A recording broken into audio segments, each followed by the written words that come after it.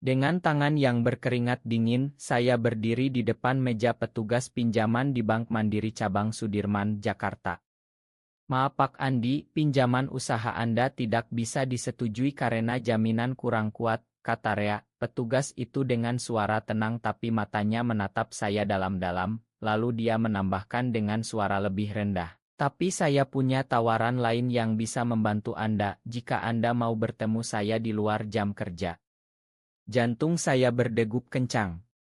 Usaha kedai kopi kecil saya di kawasan Kemang, Kopi Nusantara, sedang terancam tutup karena kompetisi dari kai-kai besar. Saya sudah berusaha 3 bulan mengumpulkan berkas, pinjam dari saudara, jual motor lama, bahkan janji pada ibu di Malang bahwa kalau pinjaman lolos, saya akan pulang dan menikah dengan anak tetangga seperti yang mereka harapkan. Tapi sekarang semuanya runtuh dalam satu kalimat.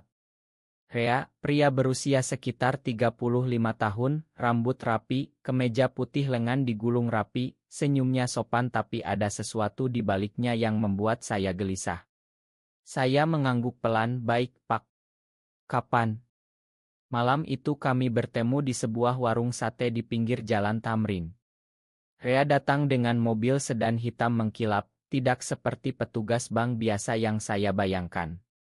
Dia memesan sate ayam dan es teh manis, lalu langsung bicara tanpa basa-basi. "Saya bisa membantu Anda secara pribadi. Bukan dari bank, tapi dari dana saya sendiri. Tapi ada syaratnya." Saya meneguk ludah. "Apa syaratnya, Pak?" Rea tersenyum tipis. "Panggil saya Rea saja. Syaratnya saya ingin mengenal Anda lebih dekat. Bukan sebagai nasabah, tapi sebagai teman. Mungkin lebih." Kata-kata itu menggantung di udara seperti asap rokok dari meja sebelah. Saya tertawa gugup, pikir saya dia bercanda. Tapi matanya serius. Malam itu saya pulang dengan kepala penuh pertanyaan. Siapa dia sebenarnya? Mengapa saya? Saya Andi Pratama, 28 tahun, lahir di kampung kecil dekat Malang, kuliah bisnis di Surabaya, pindah ke Jakarta 5 tahun lalu demi mimpi membangun kedai kopi yang menyajikan biji kopi lokal dari seluruh Nusantara. Saya selalu dianggap anak baik, rajin sholat, belum pernah pacaran serius karena masih fokus usaha. Tapi dalam hati ada sesuatu yang saya tutup rapat-rapat sejak SMA. Ketika saya merasa aneh setiap kali melihat teman cowok mandi bersama di asrama. Saya bilang pada diri sendiri itu hanya AC. Besok paginya Rea sudah kirim pesan, "Besok sore saya mampir ke kedai Anda. Kita bicara detail." Saya panik. Kedai saya kecil, hanya 5 meja kayu, dinding bata ekspos, aroma kopi robusta yang saya sangrai sendiri. Rea datang tepat jam 4, memakai polo shirt hitam yang membuat bahunya terlihat lebar. Dia duduk di sudut, memesan kopi hitam tanpa gula, lalu mengeluarkan proposal sederhana di kertas biasa. "Saya masuk sebagai mitra diam 500 juta, cukup untuk renovasi dan stok baru. Tapi saya ingin terlibat langsung. Setiap minggu kita rapat." Saya terdiam. Tawaran ini terlalu bagus. Terlalu aneh.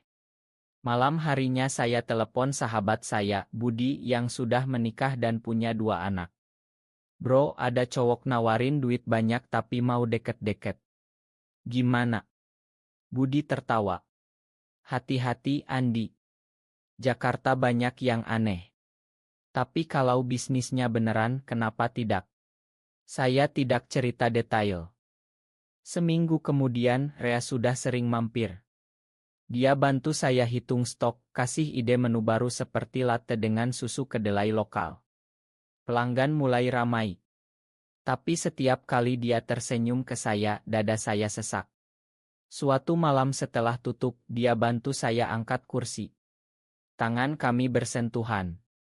Saya tarik tangan cepat. "Andi," katanya pelan, "saya tahu kamu merasakan hal yang sama. Saya juga pernah seperti kamu. Takut. Tapi hidup terlalu pendek untuk pura-pura." Kata-kata itu seperti petir. Saya lari ke belakang, pura-pura cek mesin giling.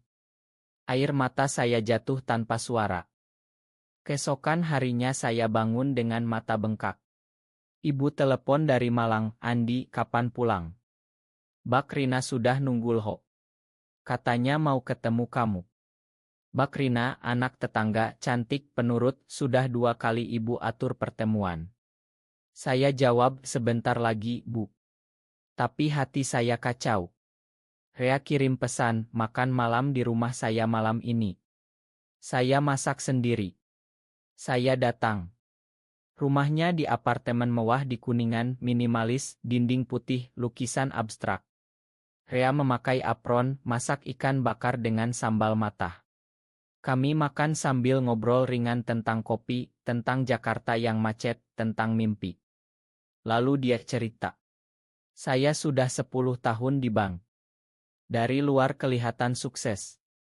Tapi di dalam, saya sendirian. Keluarga saya di Medan masih harap saya nikah dengan anak teman ayah. Saya pernah pacaran sama perempuan, tapi selalu merasa salah. Saya diam untuk pertama kali saya dengar orang bicara terbuka seperti itu. Malam itu kami duduk di balkon, lihat lampu kota. Rea pegang tangan saya pelan. Saya tidak tarik. Rasanya hangat, aman, menakutkan. Pulang, saya tidak bisa tidur. Besoknya kedai ramai. Rea datang bawa mesin espresso baru sebagai hadiah mitra. Pelanggan bilang, "Pak Andi, mitra baru Anda keren ya." Saya tersipu. Tapi di dalam, badai. Saya mulai cari di Google cara berhenti suka sesama jenis. Hasilnya hanya bikin saya tambah bingung. Budi ajak nongkrong, "Lo kenapa akhir-akhir ini aneh? Kayak lagi jatuh cinta." Saya geleng. "Cuma capek usaha." Tapi malam itu Rea ajak jalan di Monas. Kami jalan kaki, angin malam sejuk. Dia cerita masa kecilnya di Medan, ayahnya yang keras, bagaimana dia sembunyikan identitasnya sampai kuliah di Australia. "Di sana saya belajar, tidak ada yang salah dengan siapa kita cinta. Tapi pulang ke Indonesia, semuanya berubah. Harus pura-pura." Saya dengar sambil pegang pagar Monas. Tiba-tiba saya cerita juga. Tentang SMA, tentang teman yang saya suka tapi saya hindari. Tentang mimpi buruk kalau keluarga tahu. Rea hanya dengar, lalu peluk bahu saya sebentar. "Kamu tidak sendiri lagi, Andi." Minggu berikutnya kami rapat bisnis setiap Rabu. Tapi rapat selalu berakhir ngobrol sampai larut. Kedai mulai untung. Saya bayar hutang, gaji karyawan naik. Ibu senang, anakku hebat. Tapi saya merasa bohong. Suatu sore, Rea bawa saya ke sebuah Kaigai Rindli di Senopati, tempat yang tenang, lampu redup. "Di sini kita bisa jadi diri sendiri." Kami duduk berdua, tangan di bawah meja bersentuhan. Untuk pertama kali saya merasa normal. Tapi pulang, saya lihat foto keluarga di ibu, bapak, adik perempuan. Hati saya sakit. Apakah saya mengkhianati mereka? Bisnis berkembang pesat. Kami renovasi kedai, tambah pojok baca, cepat. Rea datang hampir setiap hari, bantu training barista, kasih ide marketing di Instagram. Pelanggan bilang kopi Nusantara sekarang nebeda. Saya bahagia, tapi semakin dekat dengan Rea, semakin takut. Suatu hari ibu datang ke Jakarta tiba-tiba. "Aku mau lihat usaha kamu, sekalian kenalin sama Mbak Rina." Rina datang cantik, pakai kebaya modern. Kami makan malam bertiga dengan Rea yang kebetulan mampir. Ibu langsung suka Rea, anak ini sopan, sukses. Malam itu ibu bisik, "Andi, Rea ini calon bagus loh, tapi Rina lebih cocok, darah daging kampung." Saya tersenyum kaku. Rea tahu, tapi dia diam. Besoknya dia ajak saya ke Bogor, naik kereta. Kami jalan di kebun raya, tangan bersentuhan di antara pohon-pohon tinggi. "Andi, saya tidak mau paksa. Tapi saya jatuh cinta sama kamu." "Sungguh?" Kata itu membuat dunia saya berhenti. Saya balas, "Saya juga tapi takut." Kami peluk di bawah pohon besar, tidak ada orang. Rasanya seperti akhirnya bernapas setelah lama menyelam. Pulang, saya mulai hindari telepon ibu. Rina kirim chat manis, saya balas pendek. Budi curiga, lo lagi apa sih? Rina bilang kamu dingin. Saya bohong lagi. Rea ajak saya ke rumahnya lebih sering. Kami masak bersama, nonton film, cerita masa lalu. Dia cerita pernah hampir bunuh diri waktu kuliah karena tekanan. Saya cerita pernah menangis sendirian di kosan karena merasa rusak. Malam itu kami tidur di soa, kepala saya di bahunya. Tidak lebih, hanya dekat. Tapi hati saya sudah penuh. Usaha semakin bagus, Omet naik 2 kali lipat. Rea bilang, ini karena kita tim yang baik. Tapi di balik itu ada rahasia. Suatu pagi karyawan saya, Doni, lihat Rea cium kening saya di dapur belakang. Doni diam, tapi saya tahu dia tahu. Saya panik. Jangan bilang siapa-siapa ya, Don. Dia angguk, tapi matanya aneh. Keluarga Rea di Medan telepon, minta dia pulang lebaran nanti bawa calon. Dia bilang pada saya akan bilang tidak bisa. Karena saya sudah punya kamu. Saya tersentuh, tapi juga takut. Tekanan semakin berat. Saya mulai mimpi buruk, keluarga usir saya, kampung gosip. Tapi setiap lihat Rea, semuanya tenang. Puncak krisis datang di bulan Ramadan. Kedai tutup siang, Rea ajak saya buka puasa di masjid dekat apartemennya. Setelah tarawih, kami jalan pulang. Tiba-tiba Doni telepon, Pak, ada yang nyebarin foto kalian berdua di grup karyawan. Katanya Pak Andi Gai. Dunia saya runtuh. Foto itu dari malam di Kai Senopati, tangan kami bersentuhan. Besok pagi karyawan pada bisik-bisik. 2 orang minta resign. Omet turun drastis. Ibu telepon marah, ada apa ini Andi? Rina bilang ada gosip aneh di Jakarta. Saya bohong lagi. Rea datang ke kedai, wajahnya tegang. Kita hadapi bersama. Tapi malam itu Doni datang minta maaf, saya tidak sengaja kirim ke grup salah. Tapi Pak saya tidak nyangka Bapak seperti itu. Kata-kata itu seperti pisau. Saya marah, tapi juga malu. Rea peluk saya di ruang belakang, ini ujian Andi. Kita kuat. Tapi keluarga saya datang ke Jakarta. Bapak, ibu, bahkan paman. Mereka duduk di kedai yang sepi, muka merah. Kamu harus pulang sekarang. Nikah sama Rina. Ini dosa besar. Saya diam. Rea berdiri di belakang, biar saya jelaskan. Tapi bapak teriak, kamu siapa? Jauhi anak saya. Malam itu saya pilih tinggal dengan Rea. Saya menangis sepanjang malam. Bisnis hampir bangkrut. Rea keluar dari bank, pakai seluruh tabungannya untuk selamatkan kedai. Saya tidak peduli. Saya pilih kamu. Tapi saya merasa bersalah. Saya mulai hindari Rea, bilang butuh waktu. Dia sabar, tapi saya lihat matanya sedih. Suatu hari saya pergi ke masjid sendirian, sholat, minta petunjuk. Tapi hati tetap gelisah. Doni balik minta maaf, bawa karyawan lain. Kami tetap dukung Pak Andi. Usaha ini bagus. Tapi gosip sudah menyebar ke Malang. Adik saya telepon nangis, Kak, kampung pada ngomongin kakak. Ibu sakit. Saya putus asa. Saya bilang pada Rea, mungkin kita berhenti dulu. Dia hanya angguk, air mata jatuh. Malam itu saya tidur di kosan lama, sendirian. 2 bulan saya kembali ke Malang. Bantu bapak di sawah, temani ibu yang sakit. Rina datang setiap hari, bawa makanan. Saya pura-pura. Tapi setiap malam saya buka chat Rea, baca ulang pesan lama. Aku kangen kamu, Andi. Tapi aku tunggu kamu siap. Kedai di Jakarta diurus Budi sementara, Omet stabil berkat karyawan setia. Suatu malam saya buka laptop, lihat Oto kami di Bali waktu liburan diam-diam bulan lalu. Rea ajak saya ke sana untuk rapat bisnis. Kami jalan di pantai, pegangan tangan, tertawa. Oto itu membuat saya menangis. Saya sadar, saya tidak bisa bohong lagi.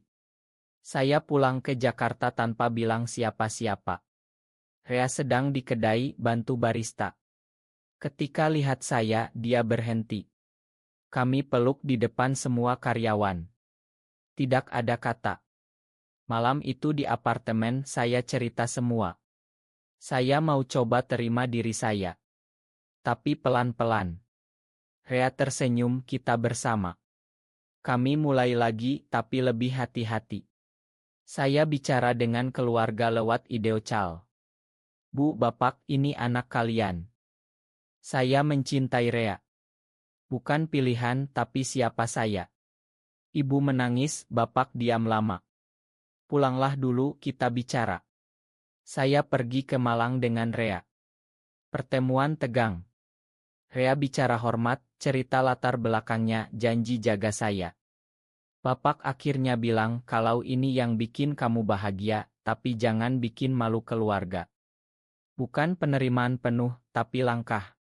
Kembali ke Jakarta, kami renovasi kedai lagi, tambah nama Nusantara Pride kecil di pojok menu. Pelanggan baru datang, komunitas yang mengerti. Bisnis bangkit.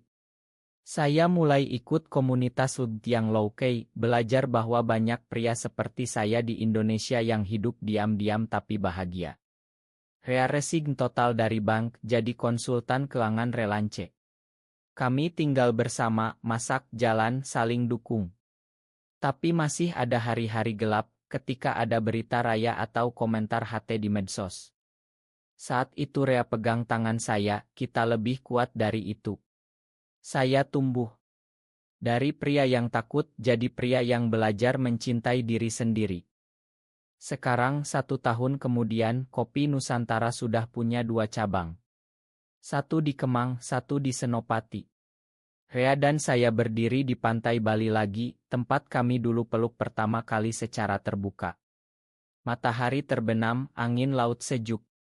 Saya pegang tangannya erat. Terima kasih sudah ubah hidupku. Dia tersenyum, kita ubah bersama. Keluarga mulai terbiasa. Ibu kirim oto masakan, tanya Rea sudah makan belum. Bapak masih jarang bicara, tapi kirim uang untuk cabang baru sebagai modal kakek nanti. Kami tertawa. Teman-teman baru datang, komunitas kecil yang saling jaga. Saya belajar bahwa cinta tidak harus sempurna, cukup nyata. Perjalanan ini penuh air mata, pengkhianatan dari orang dekat, pengorbanan meninggalkan harapan keluarga, tapi juga kebangkitan. Saya sekarang bisa berdiri tegak, bukan lagi sembunyi. Di kedai, ada pojok kecil dengan buku-buku tentang penerimaan diri. Pelanggan baca, kadang senyum ke kami. Hidup tidak mudah di Indonesia, tapi kami buat ruang kecil kami sendiri. Malam ini, di pantai, Rea berlutut. Bukan cincin, tapi kunci apartemen baru yang lebih besar.